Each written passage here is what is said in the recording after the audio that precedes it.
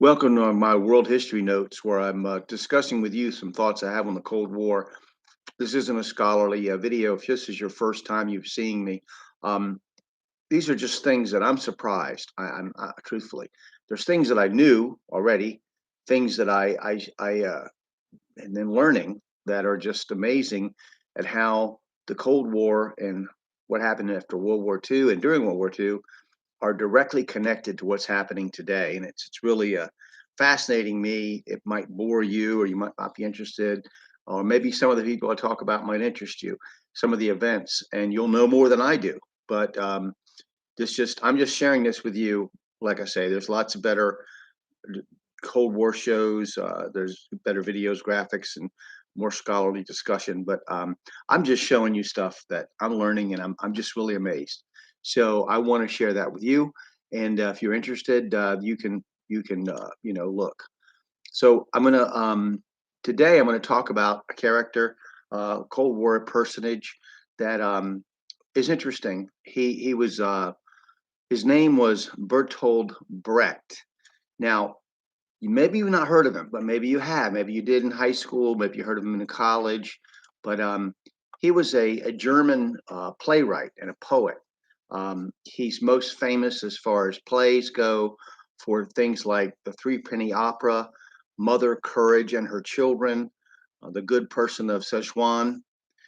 So these are just some things he was famous for. He's famous for a lot of other things, but I thought he was an interesting person to discuss as far as the Cold War goes, because he was like Walter Duranty, who worked for the New York Times. I didn't talk about him, but he was a pro-Stalin reporter for a U.S. newspaper that supposedly called the Gray Lady. New York Times supposedly was impartial, which is never it's never been impartial.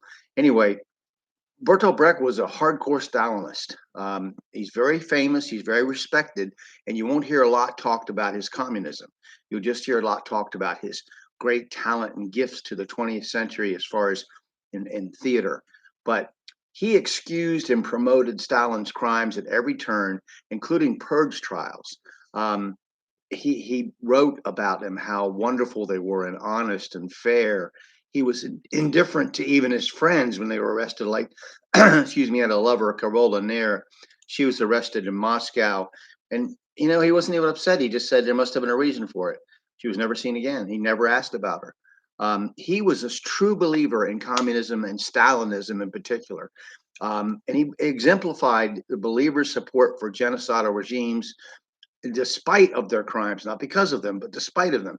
In a 1935 conversation with American philosopher Sidney Hook about the trials of two Soviets who were caught up in the purge, a man named Kamenev and a man named Zinoviev. When Hook had commented that the Communist Party was persecuting innocent former comrades, he said, Brecht said, as for them, the more innocent they are, the more they deserve to be shot. Uh, Now, when Hook asked Brecht for his reasoning, he just refused to explain himself. Um, so uh, he, another professor in New York City University, sorry, not New York City University, Henry Proctor, he had conversations with Brecht that justified the need to support the Soviet Communist Party no matter what its crimes. He identified with totality, um, and he was very self-serving. He made a comment to Pachter, and I read, 50 years hence the communists will have forgotten Stalin, but I want to be sure they will still read Brecht.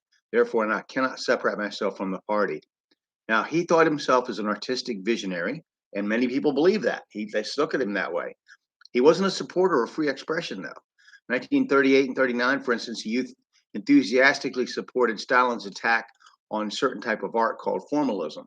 Um, he could not accept any form of art that did not expressly serve as propaganda for communist ideology. Now, Stalin himself had attacked that form of art, formalism, and Brecht preached his own work, preached his communist values, and demonstrated the appropriate social content. In his views, all other artists were obligated to submit to a similar vision. This is the important thing about the communist artist, whether it be in film or theater or just art. Art's purpose was not to serve beauty or any other aesthetic value. It was to destroy the old order and thereby enable the birth of the communist utopia. Brecht and other Western intellectuals used this position to attack persecuted intellectuals under communism. So basically, there you have an example of someone who is respected and applauded in literature and it's just amazing. But that was the person we're dealing with, and there are many more in the popular culture. So even today, so it's really a fascinating study. Now I want to go to again some events that are happening in the Chinese Civil War.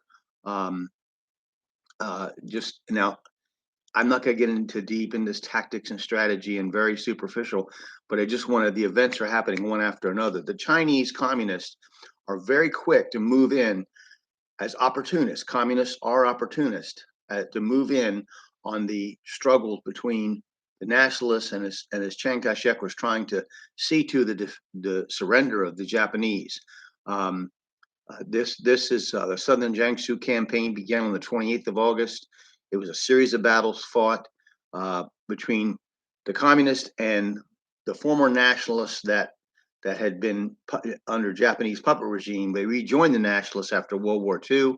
Um, and then on the 29th, the Xinhua campaign, that was a battle between that was two battles between the communist New Fourth Army and the nationalist forces of the Kuomintang. Um, and these often resulted in communist victory because they were fresh, they were entering into the fray, and they were taking advantage of the weaknesses of Chiang Kai-shek. So it's I just thought those were kind of interesting to maybe you want if you like to look at battles and stuff like that, just kind of look them up. But in any event, I've already talked about how uh, the the the fifth column, the Soviet Stalinist agents in our government, what they were doing, and how they were undermining our allies who were fighting communism, how they did it in Yugoslavia and how they did it in China, and it comes up as more and more.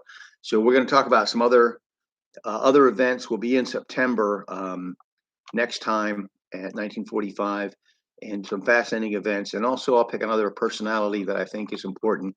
He'll be a mover and shaker in the 20th century on some small or major note, and he will have tremendous influence.